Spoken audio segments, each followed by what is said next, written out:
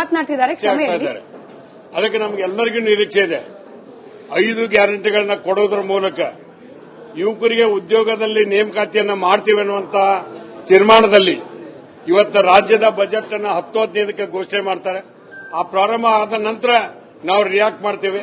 ಒಂದು ಒಳ್ಳೆ ಬಜೆಟ್ ಅನ್ನು ಕೊಡ್ತಾರಂತ ನಮಗೆಲ್ಲರಿಗೂ ನಿರೀಕ್ಷೆ ಇದೆ.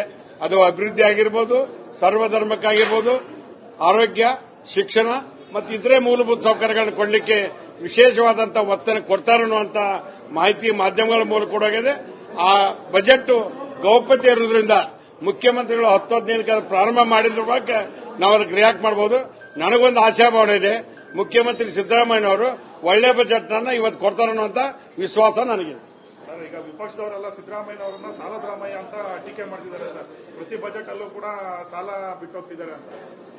ಒಂದು ವೈಟ್ ಪೇಪರ್ ಹೊರಡಿಸಲಿ ಕೇಂದ್ರ ಸರ್ಕಾರ, ರಾಜ್ಯ ಸರ್ಕಾರ, ಯಾರ ಕಾಲದಲ್ಲಿ ಎಷ್ಟು ಸಾಲ ಆಗಿದೆ ಅದಕ್ಕೆ ಉತ್ತರ ಹೇಳವರು. ಅದು ಬಿಡದು ಇನ್ನೊಬ್ಬರ ಬಗ್ಗೆ ಟೀಕೆ ಮಾಡಿದಾಗ ಒಂದು ಕೆಲಸ. ಒಂದು ವಿರೋಧ ಪಕ್ಷ ಆಗಿ ಒಳ್ಳೆ ಸಲಹೆಗಳು ಕೊಡ್ಲಿ, ಅದನ್ನ ನಾವು ಸ್ವೀಕರಿಸ್ತೇವೆ. ಅದು ಬಿಟ್ಟುಕೊಟ್ಟು ಸಾಲದ ರಾಮಯ್ಯ, ಈದ್ ರಾಮಯ್ಯ, ಮತ್ತೆ ನೀವೇನ್ ಮಾಡಿದ್ರಿ? ಇವತ್ತು ಕೇಂದ್ರ ಸರ್ಕಾರದಿಂದ ದುಡ್ಡು ಯಾಕೆ ಕೊಡ್ತಾ ಇಲ್ಲ? ಹಿಂಗೆ 100 ಕೇಳಬಹುದು. ಆದ್ರೆ ನಾವು ಕೇಂದ್ರ ಸರ್ಕಾರ ಇವತ್ತು ತಾಯಿ ಸ್ಥಾನದಲ್ಲಿದೆ.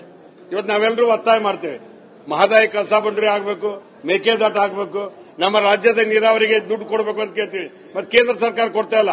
ಮತ್ತೆ ನಮ್ಮ 28 ಜನ ಸಂಸದರು ಏನ್ ಮಾಡ್ತಾರಲ್ಲಿ? ಅದಕ್ಕೆ ಉತ್ತರ ಹೇಳ್ಬೇಕಲ್ಲ ಅವರು. ಒಂದು ಮಾತನಾಡ್ತಿದ್ದಾರೆ, ಕ್ಷಮೆ ಇರಲಿ. ಅದಕ್ಕೆ ನಮ್ಗೆಲ್ಲರಿಗೂ ನಿರೀಕ್ಷೆ ಇದೆ.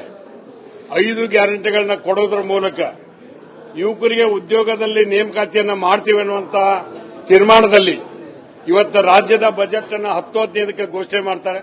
ಆ ಪ್ರಾರಂಭ ಆದ ನಂತರ ನಾವು ರಿಯಾಕ್ಟ್ ಮಾಡ್ತೇವೆ. ಒಂದು ಒಳ್ಳೆ ಬಜೆಟ್ ಅನ್ನು ಕೊಡ್ತಾರಂತ ನಮಗೆಲ್ಲರಿಗೂ ನಿರೀಕ್ಷೆ ಇದೆ. ಅದು ಅಭಿವೃದ್ಧಿ ಆಗಿರ್ಬೋದು, ಸರ್ವಧರ್ಮಕ್ಕಾಗಿರ್ಬೋದು, ಆರೋಗ್ಯ, ಶಿಕ್ಷಣ ಮತ್ತು ಇತರೆ ಮೂಲಭೂತ ಸೌಕರ್ಯಗಳನ್ನು ಕೊಡಲಿಕ್ಕೆ ವಿಶೇಷವಾದಂತಹ ಒತ್ತನ್ನು ಕೊಡ್ತಾರೆ ಅನ್ನುವಂತ ಮಾಹಿತಿ ಮಾಧ್ಯಮಗಳ ಮೂಲಕ ಕೊಡೋಗಿದೆ. ಆ ಬಜೆಟ್ ಗೌಪ್ಯತೆ ಇರುವುದರಿಂದ ಮುಖ್ಯಮಂತ್ರಿಗಳು 10-15ಕ್ಕೆ ಪ್ರಾರಂಭ ಮಾಡಿದ್ರ ಬಗ್ಗೆ ನಾವು ಅದಕ್ಕೆ ರಿಯಾಕ್ಟ್ ಮಾಡಬಹುದು. ನನಗೊಂದು ಆಶಾಭಾವನೆ ಇದೆ, ಮುಖ್ಯಮಂತ್ರಿ ಸಿದ್ದರಾಮಯ್ಯನವರು ಒಳ್ಳೆ ಬಜೆಟ್ ಅನ್ನ ಇವತ್ತು ಕೊಡ್ತಾರೆ ಅನ್ನುವಂತ ವಿಶ್ವಾಸ ನನಗಿದೆ. ಈಗ ವಿಪಕ್ಷದವರೆಲ್ಲ ಸಿದ್ದರಾಮಯ್ಯನವರನ್ನ ಸಾಲದ ರಾಮಯ್ಯ ಅಂತ ಟೀಕೆ ಮಾಡ್ತಿದ್ದಾರೆ ಸರ್. ಪ್ರತಿ ಬಜೆಟ್ ಅಲ್ಲೂ ಕೂಡ ಸಾಲ ಬಿಟ್ಟು ಹೋಗ್ತಿದ್ದಾರೆ ಅಂತ. ಒಂದು ವೈಟ್ ಪೇಪರ್ ಹೊರಡಿಸಲಿ ಕೇಂದ್ರ ಸರ್ಕಾರ, ರಾಜ್ಯ ಸರ್ಕಾರ, ಯಾರ ಕಾಲದಲ್ಲಿ ಎಷ್ಟು ಸಾಲ ಆಗಿದೆ ಅದಕ್ಕೆ ಉತ್ತರ ಹೇಳವರು. ಅದು ಬಿಡದು ಇನ್ನೊಬ್ಬರ ಬಗ್ಗೆ ಟೀಕೆ ಮಾಡಿದಾಗ ಒಂದು ಕೆಲಸ. ಒಂದು ವಿರೋಧ ಪಕ್ಷ ಆಗಿ ಒಳ್ಳೆ ಸಲಹೆಗಳು ಕೊಡ್ಲಿ, ಅದನ್ನ ನಾವು ಸ್ವೀಕರಿಸ್ತೇವೆ. ಅದು ಬಿಟ್ಟುಕೊಟ್ಟು ಸಾಲದ ರಾಮಯ್ಯ, ಈದ್ ರಾಮಯ್ಯ, ಮತ್ತೆ ನೀವೇನ್ ಮಾಡಿದ್ರಿ? ಇವತ್ತು ಕೇಂದ್ರ ಸರ್ಕಾರದಿಂದ ದುಡ್ಡು ಯಾಕೆ ಕೊಡ್ತಾ ಇಲ್ಲ? ಹಿಂಗೆ 100 ಕೇಳಬಹುದು. ಆದ್ರೆ ನಾವು ಕೇಂದ್ರ ಸರ್ಕಾರ ಇವತ್ತು ತಾಯಿ ಸ್ಥಾನದಲ್ಲಿದೆ. ಇವತ್ತು ನಾವೆಲ್ಲರೂ ಒತ್ತಾಯ ಮಾಡ್ತೇವೆ, ಮಹದಾಯಿ ಕಳಸಾ ಬಂಡೂರಿ ಆಗಬೇಕು, ಮೇಕೆದಾಟು ಆಗಬೇಕು, ನಮ್ಮ ರಾಜ್ಯದ ನೀರಾವರಿಗೆ ದುಡ್ಡು ಕೊಡಬೇಕು ಅಂತ ಕೇಳ್ತೀವಿ. ಮತ್ತೆ ಕೇಂದ್ರ ಸರ್ಕಾರ ಕೊಡ್ತಾ ಇಲ್ಲ. ಮತ್ತೆ ನಮ್ಮ 28 ಜನ ಸಂಸದರು ಏನ್ ಮಾಡ್ತಾರಲ್ಲಿ? ಅದಕ್ಕೆ ಉತ್ತರ ಹೇಳ್ಬೇಕಲ್ಲ ಅವರು. ಒಂದು ವಿರೋಧ ಮಾತನಾಡ್ತಿದ್ದಾರೆ, ಕ್ಷಮೆ ಇರಲಿ. ಅದಕ್ಕೆ ನಮ್ಗೆಲ್ಲರಿಗೂ ನಿರೀಕ್ಷೆ ಇದೆ. 5 ಗ್ಯಾರಂಟಿಗಳನ್ನ ಕೊಡೋದ್ರ ಮೂಲಕ ಯುವಕರಿಗೆ ಉದ್ಯೋಗದಲ್ಲಿ ನೇಮಕಾತಿಯನ್ನ ಮಾಡ್ತೀವಿ ಅನ್ನುವಂತ ತೀರ್ಮಾನದಲ್ಲಿ ಇವತ್ತು ರಾಜ್ಯದ ಬಜೆಟ್ ಅನ್ನು 10-15ಕ್ಕೆ ಘೋಷಣೆ ಮಾಡ್ತಾರೆ. ಆ ಪ್ರಾರಂಭ ಆದ ನಂತರ ನಾವು ರಿಯಾಕ್ಟ್ ಮಾಡ್ತೇವೆ. ಒಂದು ಒಳ್ಳೆ ಬಜೆಟ್ ಅನ್ನು ಕೊಡ್ತಾರಂತ ನಮಗೆಲ್ಲರಿಗೂ ನಿರೀಕ್ಷೆ ಇದೆ. ಅದು ಅಭಿವೃದ್ಧಿ ಆಗಿರ್ಬೋದು, ಸರ್ವಧರ್ಮಕ್ಕಾಗಿರ್ಬೋದು, ಆರೋಗ್ಯ, ಶಿಕ್ಷಣ ಮತ್ತು ಇತರೆ ಮೂಲಭೂತ ಸೌಕರ್ಯಗಳನ್ನು ಕೊಡಲಿಕ್ಕೆ ವಿಶೇಷವಾದಂತಹ ಒತ್ತನ್ನು ಕೊಡ್ತಾರೆ ಅನ್ನುವಂತ ಮಾಹಿತಿ ಮಾಧ್ಯಮಗಳ ಮೂಲಕ ಕೊಡೋಗಿದೆ. ಆ ಬಜೆಟ್ ಗೌಪ್ಯತೆ ಇರುವುದರಿಂದ ಮುಖ್ಯಮಂತ್ರಿಗಳು 10-15ಕ್ಕೆ ಪ್ರಾರಂಭ ಮಾಡಿದ್ರ ಬಗ್ಗೆ ನಾವು ಅದಕ್ಕೆ ರಿಯಾಕ್ಟ್ ಮಾಡಬಹುದು. ನನಗೊಂದು ಆಶಾಭಾವನೆ ಇದೆ, ಮುಖ್ಯಮಂತ್ರಿ ಸಿದ್ದರಾಮಯ್ಯನವರು ಒಳ್ಳೆ ಬಜೆಟ್ ಅನ್ನ ಇವತ್ತು ಕೊಡ್ತಾರೆ ಅನ್ನುವಂತ ವಿಶ್ವಾಸ ನನಗಿದೆ.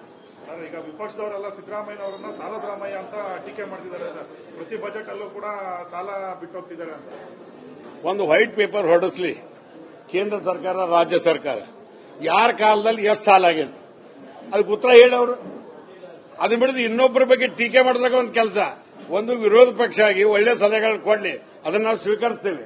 ಅದು ಬಿಟ್ಟುಕೊಟ್ಟು ಸಾಲದ ರಾಮಯ್ಯ, ಈದ್ ರಾಮಯ್ಯ, ಮತ್ತೆ ನೀವೇನ್ ಮಾಡಿದ್ರಿ? ಇವತ್ತು ಕೇಂದ್ರ ಸರ್ಕಾರದಿಂದ ದುಡ್ಡು ಯಾಕೆ ಕೊಡ್ತಾ ಇಲ್ಲ? ಹಿಂಗೆ 100 ಕೇಳಬಹುದು. ಆದ್ರೆ ನಾವು ಕೇಂದ್ರ ಸರ್ಕಾರ ಇವತ್ತು ತಾಯಿ ಸ್ಥಾನದಲ್ಲಿದೆ. ಇವತ್ತು ನಾವೆಲ್ಲರೂ ಒತ್ತಾಯ ಮಾಡ್ತೇವೆ, ಮಹದಾಯಿ ಕಳಸಾ ಬಂಡೂರಿ ಆಗಬೇಕು, ಮೇಕೆದಾಟು ಆಗಬೇಕು, ನಮ್ಮ ರಾಜ್ಯದ ನೀರಾವರಿಗೆ ದುಡ್ಡು ಕೊಡಬೇಕು ಅಂತ ಕೇಳ್ತೀವಿ. ಮತ್ತೆ ಕೇಂದ್ರ ಸರ್ಕಾರ ಕೊಡ್ತಾ ಇಲ್ಲ. ಮತ್ತೆ ನಮ್ಮ 28 ಜನ ಸಂಸದರು ಏನ್ ಮಾಡ್ತಾರಲ್ಲಿ? ಮಾತನಾಡ್ತಿದ್ದಾರೆ, ಕ್ಷಮೆ ಇರಲಿ. ಅದಕ್ಕೆ ನಮ್ಗೆಲ್ಲರಿಗೂ ನಿರೀಕ್ಷೆ ಇದೆ. 5 ಗ್ಯಾರಂಟಿಗಳನ್ನ ಕೊಡೋದ್ರ ಮೂಲಕ ಯುವಕರಿಗೆ ಉದ್ಯೋಗದಲ್ಲಿ ನೇಮಕಾತಿಯನ್ನ ಮಾಡ್ತೀವಿ ಅನ್ನುವಂತ ತೀರ್ಮಾನದಲ್ಲಿ ಇವತ್ತು ರಾಜ್ಯದ ಬಜೆಟ್ ಅನ್ನು 10-15ಕ್ಕೆ ಘೋಷಣೆ ಮಾಡ್ತಾರೆ. ಆ ಪ್ರಾರಂಭ ಆದ ನಂತರ ನಾವು ರಿಯಾಕ್ಟ್ ಮಾಡ್ತೇವೆ. ಒಂದು ಒಳ್ಳೆ ಬಜೆಟ್ ಅನ್ನು ಕೊಡ್ತಾರಂತ ನಮಗೆಲ್ಲರಿಗೂ ನಿರೀಕ್ಷೆ ಇದೆ. ಅದು ಅಭಿವೃದ್ಧಿ ಆಗಿರ್ಬೋದು, ಸರ್ವಧರ್ಮಕ್ಕಾಗಿರ್ಬೋದು, ಆರೋಗ್ಯ, ಶಿಕ್ಷಣ ಮತ್ತು ಇತರೆ ಮೂಲಭೂತ ಸೌಕರ್ಯಗಳನ್ನು ಕೊಡಲಿಕ್ಕೆ ವಿಶೇಷವಾದಂತಹ ಒತ್ತನ್ನು ಕೊಡ್ತಾರೆ ಅನ್ನುವಂತ ಮಾಹಿತಿ ಮಾಧ್ಯಮಗಳ ಮೂಲಕ ಕೊಡೋಗಿದೆ. ಆ ಬಜೆಟ್ ಗೌಪ್ಯತೆ ಇರುವುದರಿಂದ ಮುಖ್ಯಮಂತ್ರಿಗಳು 10-15ಕ್ಕೆ ಪ್ರಾರಂಭ ಮಾಡಿದ್ರ ಬಗ್ಗೆ ನಾವು ಅದಕ್ಕೆ ರಿಯಾಕ್ಟ್ ಮಾಡಬಹುದು. ನನಗೊಂದು ಆಶಾಭಾವನೆ ಇದೆ, ಮುಖ್ಯಮಂತ್ರಿ ಸಿದ್ದರಾಮಯ್ಯನವರು ಒಳ್ಳೆ ಬಜೆಟ್ ಅನ್ನ ಇವತ್ತು ಕೊಡ್ತಾರೆ ಅನ್ನುವಂತ ವಿಶ್ವಾಸ ನನಗಿದೆ. ಸರ್, ಈಗ ವಿಪಕ್ಷದವರೆಲ್ಲ ಸಿದ್ದರಾಮಯ್ಯ ಅವರನ್ನ ಸಾಲದ ರಾಮಯ್ಯ ಅಂತ ಟೀಕೆ ಮಾಡ್ತಿದ್ದಾರೆ ಸರ್. ಪ್ರತಿ ಬಜೆಟ್ ಅಲ್ಲೂ ಕೂಡ ಸಾಲ ಬಿಟ್ಟು ಹೋಗ್ತಿದ್ದಾರೆ ಅಂತ. ಒಂದು ವೈಟ್ ಪೇಪರ್ ಹೊರಡಿಸಲಿ ಕೇಂದ್ರ ಸರ್ಕಾರ, ರಾಜ್ಯ ಸರ್ಕಾರ. ಯಾರ ಕಾಲದಲ್ಲಿ ಎಷ್ಟು ಸಾಲ ಆಗಿದೆ ಅದಕ್ಕೆ ಉತ್ತರ ಹೇಳವರು. ಅದು ಬಿಡದು ಇನ್ನೊಬ್ಬರ ಬಗ್ಗೆ ಟೀಕೆ ಮಾಡಿದಾಗ ಒಂದು ಕೆಲಸ. ಒಂದು ವಿರೋಧ ಪಕ್ಷ ಆಗಿ ಒಳ್ಳೆ ಸಲಹೆಗಳು ಕೊಡ್ಲಿ, ಅದನ್ನ ನಾವು ಸ್ವೀಕರಿಸ್ತೇವೆ. ಅದು ಬಿಟ್ಟುಕೊಟ್ಟು ಸಾಲದ ರಾಮಯ್ಯ, ಈದ್ ರಾಮಯ್ಯ, ಮತ್ತೆ ನೀವೇನ್ ಮಾಡಿದ್ರಿ? ಇವತ್ತು ಕೇಂದ್ರ ಸರ್ಕಾರದಿಂದ ದುಡ್ಡು ಯಾಕೆ ಕೊಡ್ತಾ ಇಲ್ಲ? ಹಿಂಗೆ 100 ಕೇಳಬಹುದು. ಆದ್ರೆ ನಾವು ಕೇಂದ್ರ ಸರ್ಕಾರ ಇವತ್ತು ತಾಯಿ ಸ್ಥಾನದಲ್ಲಿದೆ. ಇವತ್ತು ನಾವೆಲ್ಲರೂ ಒತ್ತಾಯ ಮಾಡ್ತೇವೆ, ಮಹದಾಯಿ ಕಳಸಾ ಬಂಡೂರಿ ಆಗಬೇಕು, ಮೇಕೆದಾಟು ಆಗಬೇಕು, ನಮ್ಮ ರಾಜ್ಯದ ನೀರಾವರಿಗೆ ದುಡ್ಡು ಕೊಡಬೇಕು ಅಂತ ಕೇಳ್ತೀವಿ. ಮತ್ತೆ ಕೇಂದ್ರ ಸರ್ಕಾರ ಕೊಡ್ತಾ ಇಲ್ಲ. ಮತ್ತೆ ನಮ್ಮ 28 ಜನ ಸಂಸದರು ಏನ್ ಮಾಡ್ತಾರಲ್ಲಿ? ಅದಕ್ಕೆ ಉತ್ತರ ಹೇಳ್ಬೇಕಲ್ಲ ಅವರು. ಒಂದು ಮಾತನಾಡ್ತಿದ್ದಾರೆ, ಕ್ಷಮೆ ಇರಲಿ. ಅದಕ್ಕೆ ನಮ್ಗೆಲ್ಲರಿಗೂ ನಿರೀಕ್ಷೆ ಇದೆ. 5 ಗ್ಯಾರಂಟಿಗಳನ್ನ ಕೊಡೋದ್ರ ಮೂಲಕ ಯುವಕರಿಗೆ ಉದ್ಯೋಗದಲ್ಲಿ ನೇಮಕಾತಿಯನ್ನ ಮಾಡ್ತೀವಿ ಅನ್ನುವಂತ ತೀರ್ಮಾನದಲ್ಲಿ ಇವತ್ತು ರಾಜ್ಯದ ಬಜೆಟ್ ಅನ್ನು 10-15ಕ್ಕೆ ಘೋಷಣೆ ಮಾಡ್ತಾರೆ. ಆ ಪ್ರಾರಂಭ ಆದ ನಂತರ ನಾವು ರಿಯಾಕ್ಟ್ ಮಾಡ್ತೇವೆ. ಒಂದು ಒಳ್ಳೆ ಬಜೆಟ್ ಅನ್ನು ಕೊಡ್ತಾರಂತ ನಮಗೆಲ್ಲರಿಗೂ ನಿರೀಕ್ಷೆ ಇದೆ. ಅದು ಅಭಿವೃದ್ಧಿ ಆಗಿರ್ಬೋದು, ಸರ್ವಧರ್ಮಕ್ಕಾಗಿರ್ಬೋದು, ಆರೋಗ್ಯ, ಶಿಕ್ಷಣ ಮತ್ತು ಇತರೆ ಮೂಲಭೂತ ಸೌಕರ್ಯಗಳನ್ನು ಕೊಡಲಿಕ್ಕೆ ವಿಶೇಷವಾದಂತಹ ಒತ್ತನ್ನು ಕೊಡ್ತಾರೆ ಅನ್ನುವಂತ ಮಾಹಿತಿ ಮಾಧ್ಯಮಗಳ ಮೂಲಕ ಕೊಡೋಗಿದೆ. ಆ ಬಜೆಟ್ ಗೌಪ್ಯತೆ ಇರುವುದರಿಂದ ಮುಖ್ಯಮಂತ್ರಿಗಳು 10-15ಕ್ಕೆ ಪ್ರಾರಂಭ ಮಾಡಿದ್ರ ಬಗ್ಗೆ ನಾವು ಅದಕ್ಕೆ ರಿಯಾಕ್ಟ್ ಮಾಡಬಹುದು. ನನಗೊಂದು ಆಶಾಭಾವನೆ ಇದೆ, ಮುಖ್ಯಮಂತ್ರಿ ಸಿದ್ದರಾಮಯ್ಯನವರು ಒಳ್ಳೆ ಬಜೆಟ್ ಅನ್ನ ಇವತ್ತು ಕೊಡ್ತಾರೆ ಅನ್ನುವಂತ ವಿಶ್ವಾಸ ನನಗಿದೆ. ಸರ್, ಈಗ ವಿಪಕ್ಷದವರೆಲ್ಲ ಸಿದ್ದರಾಮಯ್ಯ ಅವರನ್ನ ಸಾಲದ ರಾಮಯ್ಯ ಅಂತ ಟೀಕೆ ಮಾಡ್ತಿದ್ದಾರೆ ಸರ್. ಪ್ರತಿ ಬಜೆಟ್ ಅಲ್ಲೂ ಕೂಡ ಸಾಲ ಬಿಟ್ಟು ಹೋಗ್ತಿದ್ದಾರೆ ಅಂತ. ಒಂದು ವೈಟ್ ಪೇಪರ್ ಹೊರಡಿಸಲಿ ಕೇಂದ್ರ ಸರ್ಕಾರ, ರಾಜ್ಯ ಸರ್ಕಾರ. ಯಾರ ಕಾಲದಲ್ಲಿ ಎಷ್ಟು ಸಾಲ ಆಗಿದೆ ಅದಕ್ಕೆ ಉತ್ತರ ಹೇಳವರು. ಅದು ಬಿಡದು ಇನ್ನೊಬ್ಬರ ಬಗ್ಗೆ ಟೀಕೆ ಮಾಡಿದಾಗ ಒಂದು ಕೆಲಸ. ಒಂದು ವಿರೋಧ ಪಕ್ಷ ಆಗಿ ಒಳ್ಳೆ ಸಲಹೆಗಳು ಕೊಡ್ಲಿ, ಅದನ್ನ ನಾವು ಸ್ವೀಕರಿಸ್ತೇವೆ. ಅದು ಬಿಟ್ಟುಕೊಟ್ಟು ಸಾಲದ ರಾಮಯ್ಯ, ಈದ್ ರಾಮಯ್ಯ, ಮತ್ತೆ ನೀವೇನ್ ಮಾಡಿದ್ರಿ? ಇವತ್ತು ಕೇಂದ್ರ ಸರ್ಕಾರದಿಂದ ದುಡ್ಡು ಯಾಕೆ ಕೊಡ್ತಾ ಇಲ್ಲ?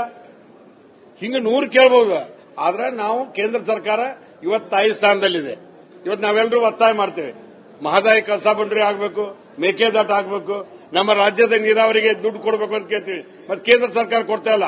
ಮತ್ತೆ ನಮ್ಮ 28 ಜನ ಸಂಸದರು ಏನ್ ಮಾಡ್ತಾರಲ್ಲಿ? ಅದಕ್ಕೆ ಉತ್ತರ ಹೇಳ್ಬೇಕಲ್ಲ ಅವರು. ಒಂದು ವಿರೋಧ ಮಾತನಾಡ್ತಿದ್ದಾರೆ, ಕ್ಷಮೆ ಇರಲಿ. ಅದಕ್ಕೆ ನಮ್ಗೆಲ್ಲರಿಗೂ ನಿರೀಕ್ಷೆ ಇದೆ. 5 ಗ್ಯಾರಂಟಿಗಳನ್ನ ಕೊಡೋದ್ರ ಮೂಲಕ ಯುವಕರಿಗೆ ಉದ್ಯೋಗದಲ್ಲಿ ನೇಮಕಾತಿಯನ್ನ ಮಾಡ್ತೀವಿ ಅನ್ನುವಂತ ತೀರ್ಮಾನದಲ್ಲಿ ಇವತ್ತು ರಾಜ್ಯದ ಬಜೆಟ್ ಅನ್ನು 10-15ಕ್ಕೆ ಘೋಷಣೆ ಮಾಡ್ತಾರೆ. ಆ ಪ್ರಾರಂಭ ಆದ ನಂತರ ನಾವು ರಿಯಾಕ್ಟ್ ಮಾಡ್ತೇವೆ. ಒಂದು ಒಳ್ಳೆ ಬಜೆಟ್ ಅನ್ನು ಕೊಡ್ತಾರಂತ ನಮಗೆಲ್ಲರಿಗೂ ನಿರೀಕ್ಷೆ ಇದೆ.